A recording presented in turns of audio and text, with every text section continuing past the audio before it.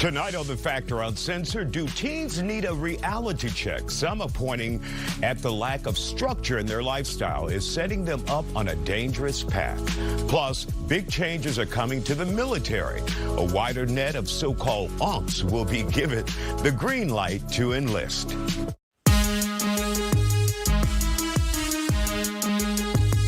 The Isiah Factor Uncensored starts now. Welcome and thank you for joining us here on the Factor Uncensored. Houston's Second Baptist Church at the center of a lot of controversy. A lawsuit filed by longtime members of the church is a big elephant in the room for members of the congregation. The suit filed in April 2025 alleges the fraudulent passage of bylaws, specifically that former longtime pastor Ed Young, many of you know him, and his son Ben Young secretly altered church bylaws, wiping out voting rights for members. On leadership and finances, Pastor Ed Young resigned in 2024. The suit also alleges Ben Young was installed as senior pastor without a vote. Joining us to talk about it, Reverend Alan Lamar Patterson of Mount Corinth Church. Glad to see you here on the Factor Uncensored. Yes, sir. When you have a situation like this, and just so the viewers know, you're not privy to any insider information in what's going on at this particular church, but we wanted to talk about how difficult it becomes on the congregation when there is a huge divide. Now, when you look at a big church like this, I think they have 98,000 members. It could get ugly. It could get ugly. It's significant to note, Isiah, that they started Ed Young, and he started there in 78, approximately 300 members, and they were not known. Now, at his retirement, when he retired, they had over, as you mentioned, 98,000 members, about $1 billion in the budget. Wow. That's all underneath his pastoral administration, number one. It's important for us to understand, though, a biblical basis for this, because it is a church. It's not a corporation. It's not a company. In the church, there is a historical, documented Old Testament theology of generational transfer in leadership. So you have Abraham, Isaac, and Jacob. You have David, and then you have Solomon. These were generational transfers. You have Moses, and then you have Joshua. So this is how these things have worked for centuries, biblically. Right. So that's one factor you have to understand. And then you have to understand, when you connect that to church people who want to now run a church through like Robert's laws of order and things of these nature from a secular standard, this is where you get the division. Some people in the church want to do it a secular way.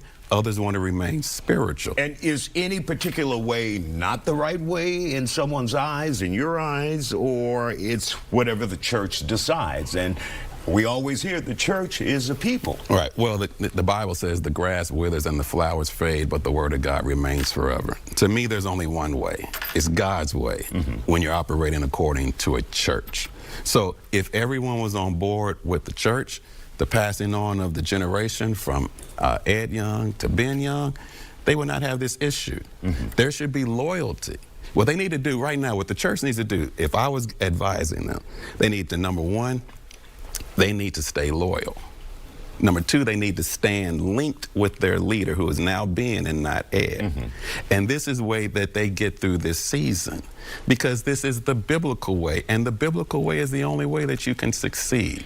And so the way you look at it is, they need loyalty, because loyalty will keep you in the position to where you can follow the shepherd. Watch this. There is no biblical record of God ever speaking to a sheep. He's always spoken to the shepherd. It's still true today. Now, when we take a look at Second Baptist Church and what's going on there, and they said some members have resigned, and of course, we have not heard from the church. They haven't responded publicly as of yet. Obviously, a lawsuit is involved, and so they will handle that in court. But when we hear that a third, or they're claiming at least a third of the members have left the church, and they're saying they had a right to vote. So if there were laws in place where they had a right to vote on issues like this, including the leadership, and it disappears, what are they to do? That's an interesting question. And as you say, I'm not privy to the information, so I really can't speak on that information. But would that be wrong in your eyes, or improper, if at one point, and of course this is all according to the lawsuit, at one point if they had the right to vote, now they don't? Well, if they don't, again, I go back to the shepherd-sheep model. Sheep follow the shepherd. The shepherd doesn't follow the sheep. So at any given point in the organizational flow, the sheep should be loyal to the shepherd, and the shepherd should lead the sheep. So they should respect the shepherd. And if you respect the shepherd, Isiah, guess what comes in that? You receive the son. Now that goes from Old Testament now to New Testament. God's son was rejected by those who did not believe God's word. It's the same scenario and situation here. When you do not respect what Ed Young built from 300 to 98,000, from whatever money they had then to 1 billion, if you don't respect that, you will end up in a courthouse rather than in the Lord's house. And that's the situation we have today. And what do you see the outcome will likely be in a situation like this, when a house is divided and there's fighting like this internally? Well, it's a bad witness. It's a bad witness for the church. It's a bad witness for the ministry that took over 40 years, over a generation to build by the Father. But the good news, though, is, Isiah, this too shall pass. There's never been a storm that hasn't passed over. And I'm not just speaking now with you just out the blue. I'm speaking out of transcripts out of my own life and my own ministry, because I had a similar situation when my father passed 12 years ago. But even right now in the month of March, we're celebrating 12 years. And here you sit. Won't he do it? All right, Pastor Alan Lamar Patterson, thank you for joining us here on The Factor Uncensored. And of course, we'll continue to follow this. And if we get a response from the church, we will share it here with you on The Factor Uncensored. Still ahead tonight, comedian Drewski going viral with a new skit that's packed with political commentary. Keep it right here. You're watching The Factor Uncensored. Don't go anywhere.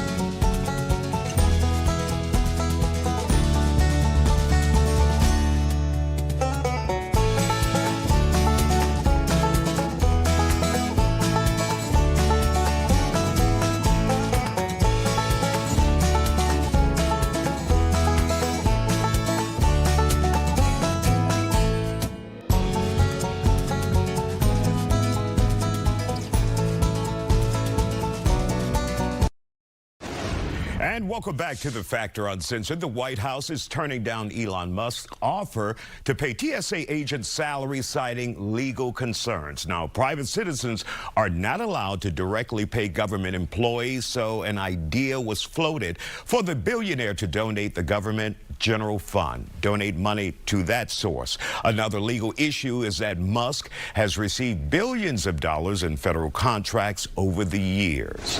Also trending tonight, comedian Drewski out with a new skit that went viral within minutes. He put on a blonde wig, heels, and makeup for his political charged online video. He says, "This is how conservative women in America act." We have to protect all men in America, especially all white men in America. Those are the boys that we care about in this country. America is built on their backs. Yes, because they are the ones who mattered most. Now, the skit is racking in more than 1 million views so far, and of course, we'll continue to follow it. We'll be right back here on The Factor. Don't go anywhere.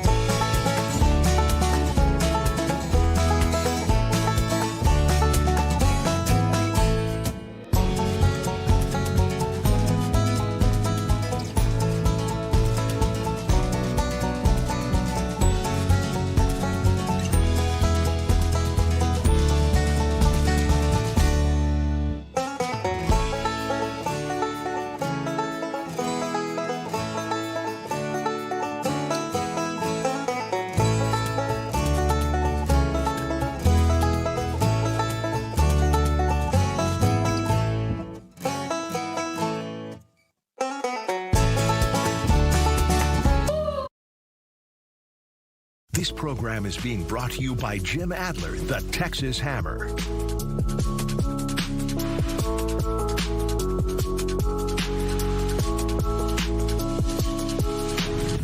And welcome back to The Factor Uncensored. Time for Angela After Dark. We hear Beyonce fans are buzzing about some dating rumors.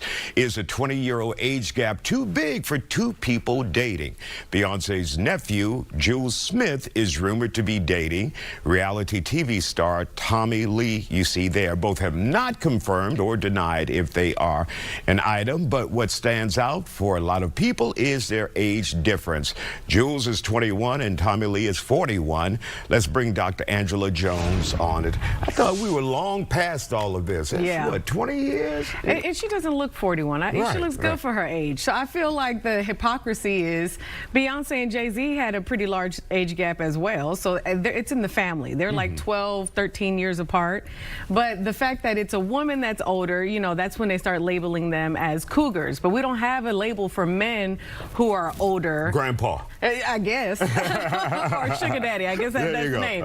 But I think this relationship is just fine. He's 21, she's 41. They both seem lively, vibrant, and they're both good looking. So I don't see any problem with it. And so what do you think the controversy is about? Just people on social media, doing people on social media? I think so. And I also think when you think of Jules, even me, I think of him as a young boy. You know, you saw him in the videos dancing with his mom, and so I know he's a model now, so it's kind of hard for us to conceptualize him as an older adult. But he's 21, he's old enough to vote, he's old enough to drink, obviously he's old enough to go to the club because they had those pictures. So I just think, you know, he's having fun, she's having fun.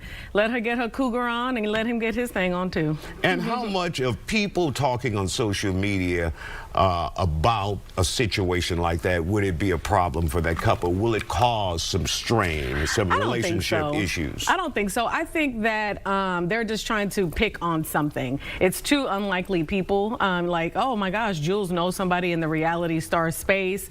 It probably was a surprise. And I also think there's a lot of mystery to it because a lot of people don't know if they are actually together, which, I mean, the pictures show that they're at least, you know, have a situation going on. So situationship. But I don't think that is going to affect them at all unless they have some kind of drama, something that comes up that is very controversial. Then, but the age, I don't think so. And if you are an older person and you have that hesitation and you're like, the way people will perceive it, I'm way older, should I go for this? What? I think you should do what you want to do as long as the people are doing it are legal, right? let's keep that there. But if you are 10 years, 15 years, 20 years, I mean, we've had people that are 30 years over and they are excited, they're having fun, they're probably having great love making in the bedroom. I say, why not? I mean, as long as your energy as an older person can keep up with the younger person's energy, I don't see any problem with it.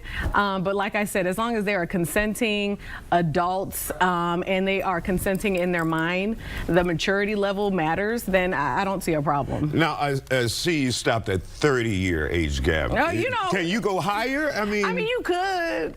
I don't even have any references right now, but even people like George Clooney, his wife is like 20-something years younger than him.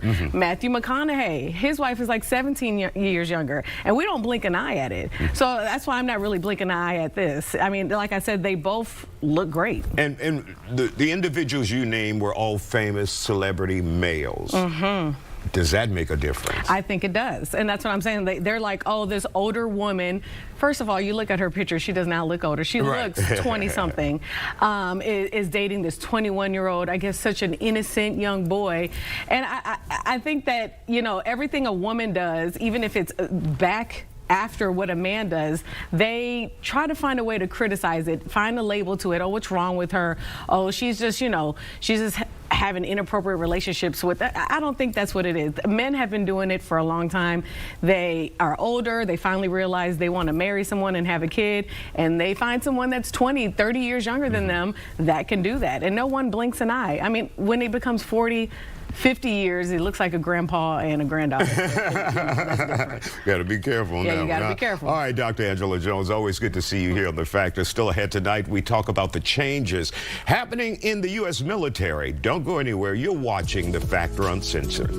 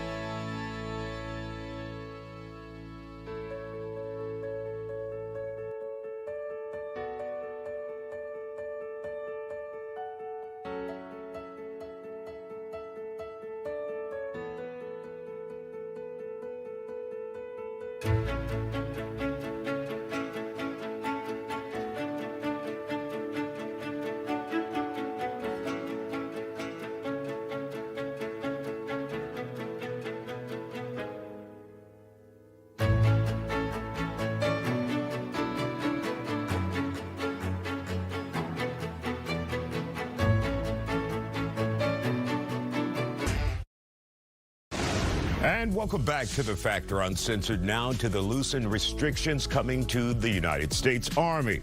Recruits as old as 42 will be allowed to enlist. The new rule takes effect April 20th.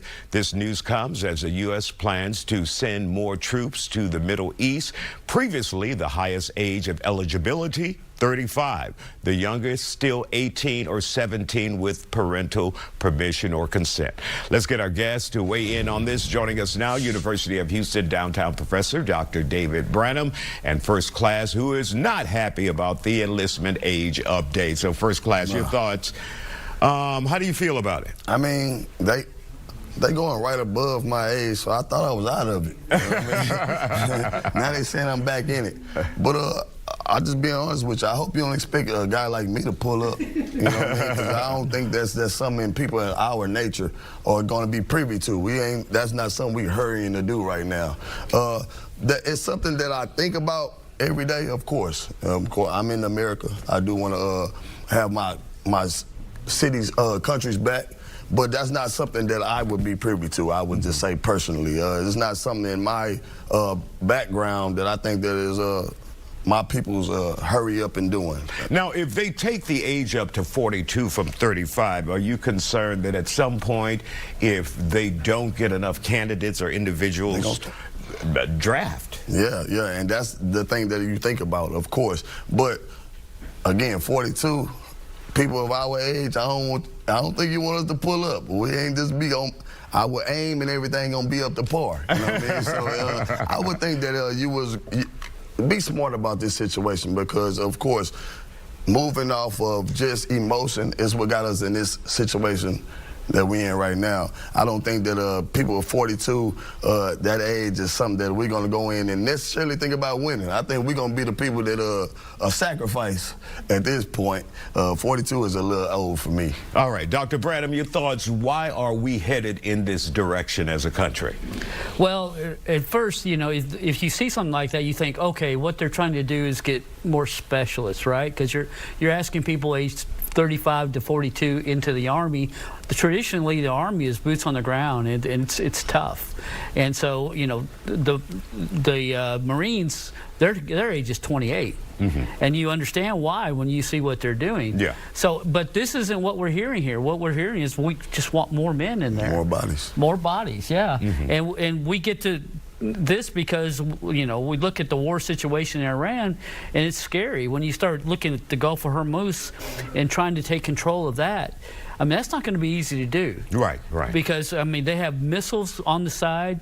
They have these speedboats, maybe even some submarines. They got drones. Those drones can go all the way across the country and come in there. So even if you take the land around the strait, you're still not in control of it. Mm-hmm. And so this is a situation that's really bad, and I don't think America wants to get into that. We don't want to draft. Yeah, we agree. I don't think there's any way that they're going to have one. And you know, I have a 21-year-old son. I don't want him drafted. I understand. So it's and would that take enacting the draft, would that take an act of Congress to do that? Yes, it would take an act of Congress. President Trump can't do it by himself. You have to have. He couldn't sign one of those executive orders? He can try, but it wouldn't work. Okay. He seems to do a lot of stuff that he wants to do. Yeah, but this isn't one of them. Mm-hmm. And you know, Congress is not going to pass a draft. It's political suicide to do it. They're going to try to get reelected. This is not going to get them reelected. So I don't think that's going to happen. But the fact that they're actually trying to grow the Army right now tells you that maybe they're planning something.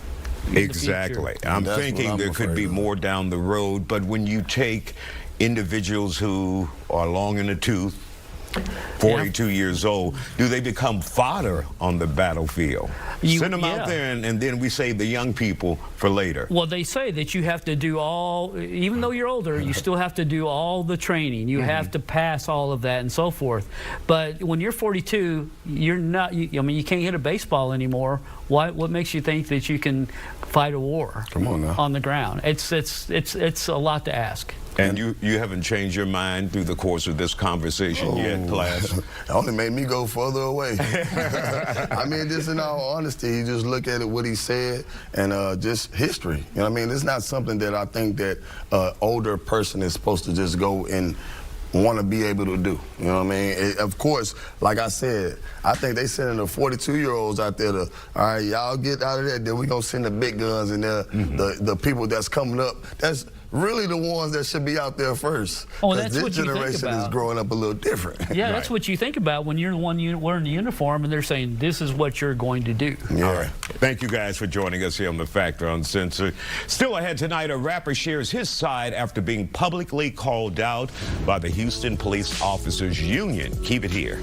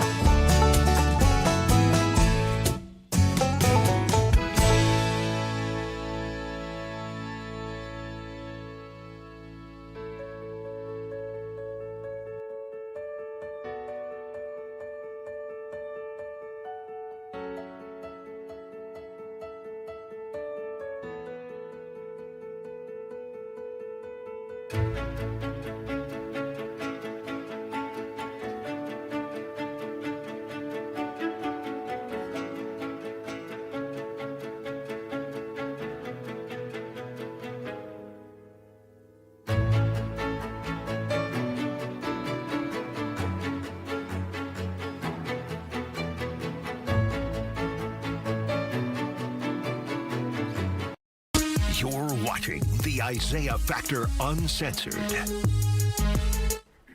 And welcome back to The Factor Uncensored and our second half hour. A Houston rapper is now at the center of a viral firestorm, and tonight he's speaking out for the first time right here on The Factor. Cartel Bo is making headlines after a video now with over 1 million views put a national spotlight on his story.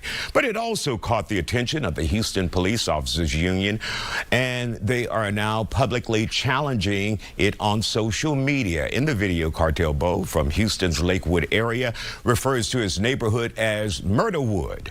The union fired back on Facebook saying no one in Houston calls Lakewood Murderwood, even going so far as to question his credibility in the video. Now Cartel Bo says he's being targeted, claiming harassment by law enforcement. So what's really going on here? Joining us now to respond to this for the first time, Cartel Bo, along with his attorney, Carl Moore. So how did this even happen? Okay, well, everybody knows about the video that I got famous from, the Hoover video with Maxo Cream. It originally started there. They tried to pretty much slander and destroy our names with false information by saying and telling the news, which are public news reports, that we were at a school and the school was open and children was leaving the school. And that's back in 2018. Yes, yeah. Now that came out in federal court to be a lie. That was a lie, and HPD didn't have anybody to go to the courtroom to make an excuse to explain those lies. That school was shut down for Hurricane Harvey. And the part of the reason that we wanted to use a destroyed school is because it's the look of a destroyed school and a destroyed park. We haven't gone to that park all our lives. I'm not saying that this is right or this is wrong, whether this is that, because those kids that were there was kids of the people who were there that wanted to meet me. But we don't get that type of aggression when you go to these Trump rallies, these MAGA rallies, and all these Proud Boys walking around with guns and this, that, and other. We particularly went down for felon in possession of a firearm and nothing else. We didn't commit any crimes, we didn't hurt anybody, but it is what it is. We took our punishment to the chin. I got the most time. I took responsibility, this, that, and other, because it was time handed out. And that's, once again, so we can keep the audience. Yes, sir, that's the 2018 case. Yes, sir. So now let's fast forward now to this year. 5 years later, you know, this, that, and other. I get out. Once I get out, you know, I just decide in prison I'm done with crime. Just period. Like, you know what I'm saying? Like, I don't go back and forth. My daughter needs me. Then I get out of here and I end up having a son. I got 2 kids. I'm a single father to both of my kids. You know what I'm saying? I take care of my kids and wake up with my kids every single day. Not only that, I provide jobs for multiple staff members. I have a trucking company that I created, and specifically to hire felons to fight recidivism. I've went international with that. Over 20 million views, over 70,000 comments on Facebook and Instagram. So people know me as the guy who gives the felons a second chance. You know what I'm saying? I provide haircuts for single mothers with little boys. Free haircuts. I provide that at my recording studio. It's also at that same recording studio, I also give the youth and kids of the age of 18 free studio time to help give back. You know what I'm saying? I've been with Rap A Lot and the J Prince family, giving away baby milk, giving away food, giving away clothes, and all kind of other things. So since I changed my life and I got a recording deal and I've been rapping and entertaining, I've been acting, I've been doing all this other stuff, I don't live that life no more. But there are particular individuals, you know what I'm saying, that I must say, you know, that I feel like are racist and that are harassing me because I wasn't the percent of those that they tried to banish and destroy forever. So when you come to talking about an interview, we're talking about rap stuff. Let's get this quote unquote correct. I don't have to explain that I'm an entertainer because the world knows I'm an entertainer. The world see me wake up with my kids every single day since I've been out. They've seen me provide jobs for my community every single day since I've been out. They see me do so much for the kids, so much for the area. I don't have So when somebody comes to us about a documentary and they say, hey man, and let's paint a picture for the viewer. What did the police union say about the video and the documentary? Okay, so let me tell you what the documentary basis first. So Dummy G is a well-known person who goes and does documentaries of hoods. I'm not actively in the hood, this, that, and other one. I don't care, but he wanted to go to my hood. Everybody know my hood. I'm famous for my hood, this, that, and other. So I go over there, take him over here, and I take him something. He's like, man, what's this, that, and other? Is this like this? Is this like this? I'm like, okay. Well, this happened right here off of Wayside by 16. You know, this is my side of town. This, that, and other. This happened over here at the Blue Store that we at right now. This happened over here, and taking them and like a tour. Yeah, I'm showing them the cases literally. Well, this is the stuff that be going on over here where I'm from. This, that, and other. You understand what I'm saying? When I was over here, we used to call it Murderwood. We was kids. That was like every hood that's supposed to be, they always have a nickname to try to make their hood seem, and that's common consensus. And you're saying, like, as kids, they make up nicknames, but that doesn't necessarily mean that's the reality. Yeah, but at the end of the day, I am an entertainer, so I am for doing whatever I'm doing as an entertainer. You know what I'm saying? So we're going to go there, you feel me? But I'm taking them to real situations, showing them what's really going on. I'm not on there saying I did it. I'm not on there saying I'm the roughest, toughest, baddest man in town, but you have people that see what I'm doing, like with the restaurant, with Mr. Tendernism, and bringing that stuff into fruition, helping my people, helping the community come together, showing that we can be stronger, be better. And you got some people in certain areas in the Houston Police Department that's looking and saying, I hate that man. I hate that man. No matter how much I do for my community, no matter what, this, that, and other, he wasn't never supposed to get out of jail. And I will air names out on this news, but I'm not going to do that because y'all asked me not to, but I'm going to say this. You feel me? Yeah. You're not. Yeah. No, I was asked not to use names. I want to air names. So, yeah. But really quick, let me give you what they said. They said I can tell you Cartel exactly Bo what they said. has been telling people that Houston police are calling venues and trying to get his shows canceled. That's 100% false. We're not attacking him. We're questioning his credibility for calling Lakewood Murderwood, and you just explained that. They say no one calls it that. There have been 2 murders in that area this year, and that's your response. So but they're saying they're not bullying you. Now let's go there. I've been on the Texas tour, right? So we go to Waco. The Houston Police Department called Waco and told Waco that you got a violent gang member that's coming down there trying to do a show. There's going to be violence and there's going to be guns. Y'all need to watch out for them. When we got there, they had the place surrounded before anybody even got there. When we got there, they told us, hey, we had a call. We got a heads up that we had a violent gang member on the way to our town. This show needs to eat early. What's going on? They walked through the whole venue the entire time trying to make people leave. They forced half the crowd to leave, you know what I'm saying, just being petty because people didn't want to be around all that extra police activity. Cool. The other cities didn't pay that much attention, but I had a show in Lubbock. They had the police there in 9 o'clock. Lubbock also told us that the Houston Police Department called and tipped them off, and they told them that we had gotten to a fight and had a shootout at Austin. I've never had any violence. I never had any fights. Okay. We're going to take a quick break here, come back with 1 minute, and then we'll wrap up. Okay. We'll be back with more Factor Uncensored. We're talking to Cartel Bo. Okay. Don't go anywhere.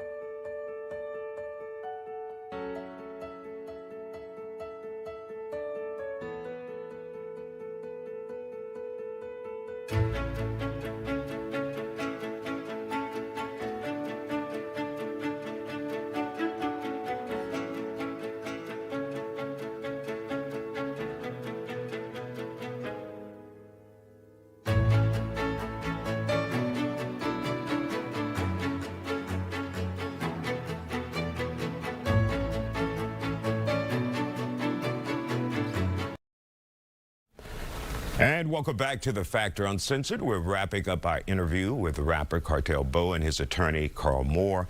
So you have some concerns. You're saying that your address got on social media. Yes, Precinct 4 posted my address when they arrested me later last year, and they exposed my address, knowing I have millions of fans all over the world, millions of views on YouTube, and I am a single father of 2 children, putting me and my kids' life in possible danger, taking a picture of exactly in front of the house and then putting the address right there where we at. Then they the Houston Police Officers Union just reposted that post with the address to try to laugh and say, yeah, his last arrest was in the suburbs, and put the picture exactly in front of my house where me and my 2 children stay. So we will be taking action, but I'm gonna let my lawyer speak on that. And that's what Carl is here for. Yeah. So what do you do in a situation like that, Carl? Well, slander and libel will not be tolerated. Precinct 4, Houston Police Department, neither one of those agencies are above legal action. If we find that they have violated his rights, we plan to pursue them to the fullest. All right. And of course, once again, the union said that they are not targeting him. They're targeting his credibility and the documentary. So what are they, rappers now? Yeah, I need to do I thought all the crime and stuff and all the stuff we got going on, you worried about the community can do everything for the hood. Why? Because you guys have a mental, personal issue. It doesn't have nothing to do with what he does and what he does. You want me out of the picture. I'm not that same man no more. I don't commit crime no more. So I can take you on now. We can do it now. All right. Thank you for joining us and telling your side of the story here on The Factor. Thank you too, Carl. We'll be back after this. Stay with us. All right. Thank you.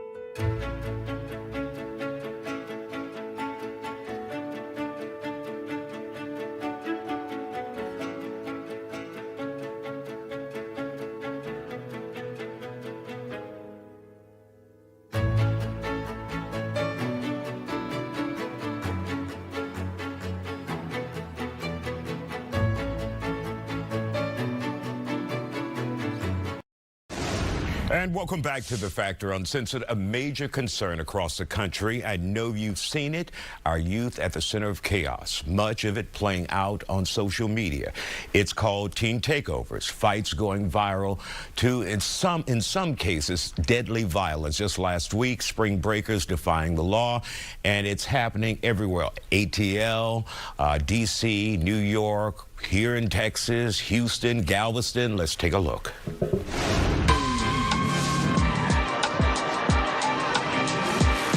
It's a growing trend across the country that's ending in property damage, violence, and even bloodshed. Some are calling it swarming. Others call it by its more popular name, teen takeovers. These takeovers need to stop. They need to come to an end. They're causing chaos and violence, and we want the public to be safe. Investigators say teenagers from Georgia to Texas are gathering in public places, from parking lots to neighborhoods. And what follows is disturbing. Police in various cities say the gatherings start on social media, where hundreds of young people meet up and disaster ensues. There have been shootings, drug use, weapons, and even murder. Law enforcement agencies around the country are asking parents to step up before their children's lives are ruined forever. Be smart, know where your child is, not just this weekend, every day. So the question is, what's causing all of this and how do we deal with it? Joining us for this conversation, educator Arnetta Murray, community leader Andre Otley from Community Leader, Reginald OG1 Gordon, 20-year-old Gabriel Shepard, and Cartel Bo. So Gabriel, when you see young people not too far removed from your age behaving like this, what are your thoughts about it? Do you think there is an actual problem or it's blown out of proportion? When I think about a problem, I always, I point back to the parents, because it's like if the teens are out in public acting a certain way, that means that they feel comfortable doing that, which means they were doing it in private, talking to the parents, and the parents are allowing that to happen as they're growing up. And then once they get in public, they start acting out, acting crazy.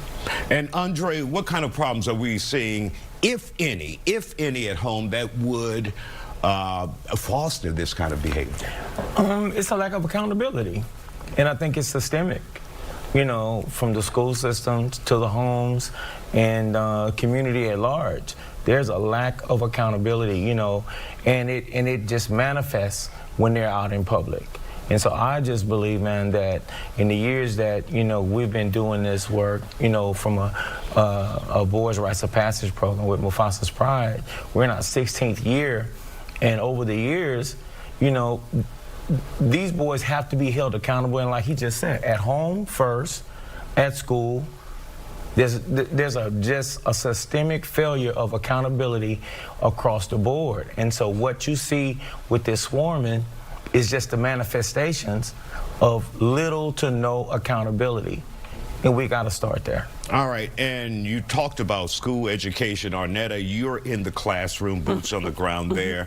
Do you see anything that could lead to this behavior after the school bell rings? Well, it has to be, as you said, the parents have to be involved. Some kind of way the parents have to play a part, because they're somebody's dropping them off at these different events or where they're meeting up. So you have to make sure that the parents are aware that, hey, what's going on, dropping them off? Are you dropping them off unsupervised? Why are you okay with that? And if they're sneaking out, then that's some other issues going on. So even in the school system, I was telling OG earlier, even when the kids are at PE, we have to be around, we have to have teachers around the perimeter watching the kids to make sure they don't hurt themselves or get in a fight. They're going to have to do something like that to stop this swarming, because it's just out of hand right now. OG, you have been mentoring and reaching out to young people for decades here in the city of Houston.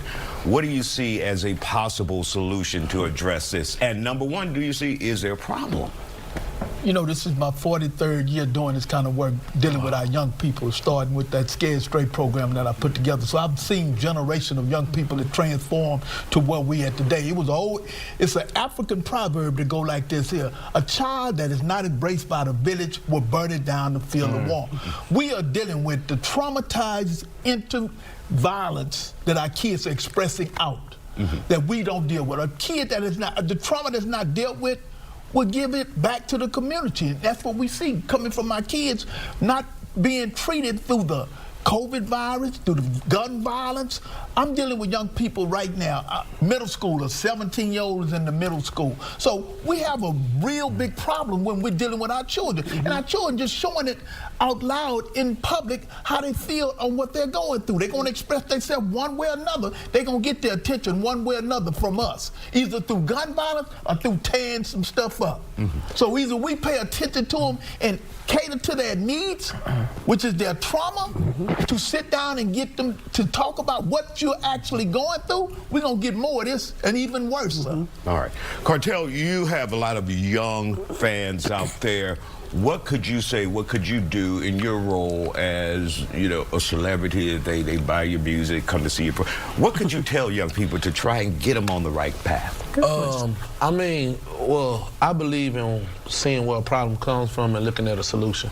You know, it's bigger than that. You know what I'm saying? For us to just say, oh, look at those kids and those kids, you're wrong, because you're not looking at what's going on at home. There's three factors that happen to determine who a kid is in this world. It's what's going on at home, what's going on with school, and what's going on in that phone. And if you ain't got no control on what's going on in that phone, what's going on in school, and what's going on at home, it's going to be reckless behavior taking place. Now, whenever you have a bunch of kids in the masses, that's a rave, that's a movement, that's a feeling, that's a vibe. I don't believe it's nothing wrong with the kids getting together. I believe the solution is saying, okay, when y'all get together like this, let's do something else. Let's not fight. You know what I'm saying? Let's get together and build something. Let's get some cars together and show got the coolest cars like back in the Gap how we used to do. Let's get together and go play sport, go play basketball or play football. Let's play 12 on 12 and everybody out there have fun, this, that, and that, like we do in the country. It's not about the kids getting together. That's beautiful because they're showing that they could come together. There's a lot of places that kids can't come together. It's about what they're doing when they come together. Let's come up with a more fun alternative that has no violence involved. How about that? All right. You know We're going to take a break here. When we come back, we'll continue on that point. What are the alternatives out there to keep those kids busy and put that energy into positivity? We'll be back here on The Factor. Don't go anywhere.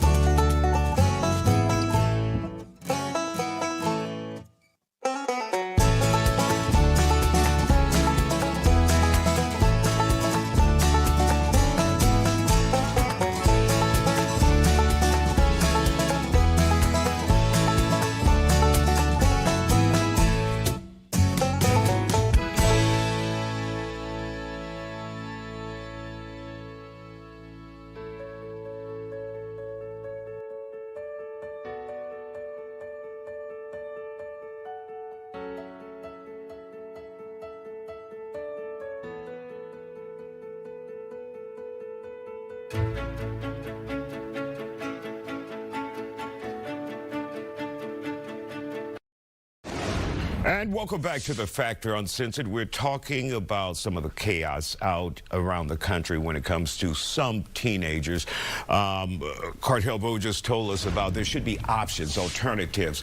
And one of the options, one of the alternatives for that energy, Reginald OG1, tell us about the program that you have and what you're trying to do with young people. Well, this is our 16th year doing the Black Male Summit, Smart Enough Black Male Summit, to where we bring in at least 300 to 400 young people around the city of Houston and Harris County, to where we hook them up. We got 300, we hooking them up with 300 mentors, but we have some powerful speakers that come from all around the country to give young people a message, a story of what they done been to gravitate to the level of lifestyle that they live in right now. So we try to hook each young person up with somebody that they can affiliate with, connect with, and get themselves on the right track and roll. So this is our 16th year doing the Smart Enough Summit. So we ask the people, and I just want to make sure everybody know it's a free event. So we want to make sure it's free.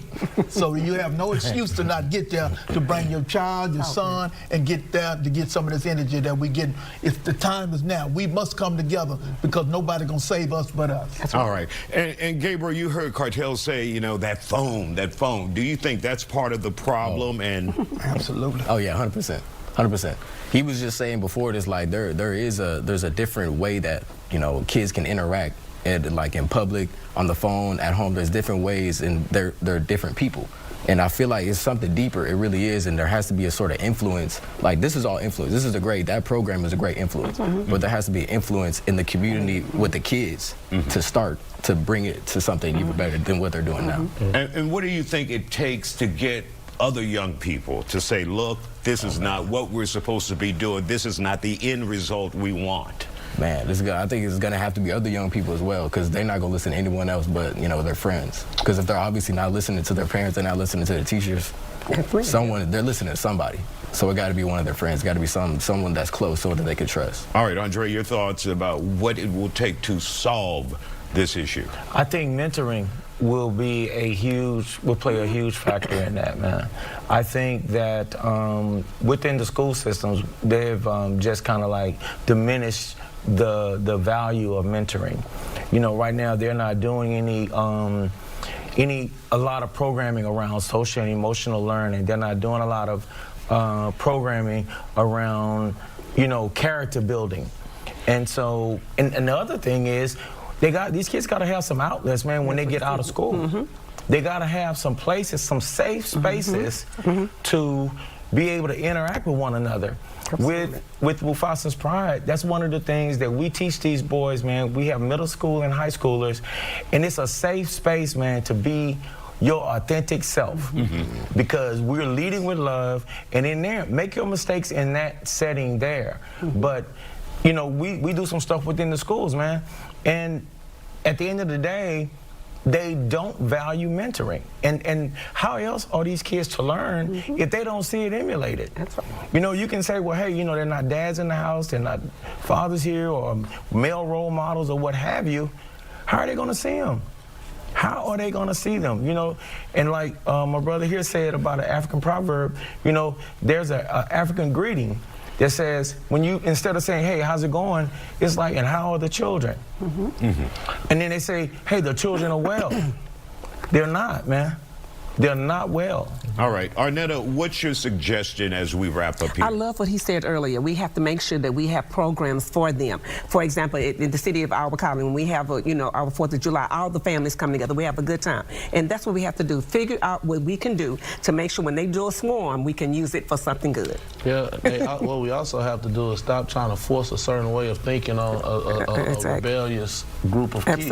You can't make them do anything. That's right. These kids in today's time, you have to make them believe and feel as if they're making that decision on their own. Like, one of the movements I love about the city is gloves up, guns down. Why? Because everybody's excited just to see a boxing match with random people that they may know, woo, to stand up. But they, you know what I'm saying, the whole message of it, you know what I'm saying? The same way that they all running together, they do that too. On the positive side, let's start pushing our energy and uplifting these programs that's really doing stuff instead of just always talking about the stuff that's destroying us. Let's stop putting the narrative narrative and to focus on what our kids doing bad. Let's talk about our kids and how our kids doing good. Like the 8-year-old, they can talk about fourth and fifth dimensional elements that's over there in Gamma. Let's talk about the kids the 6-year-old over there in California that's the smartest mathematician in the world. Let's talk about this. We have to change the narrative. Yeah, we have to change the narrative. If you don't change the narrative, we're going to bring y'all back for part 3.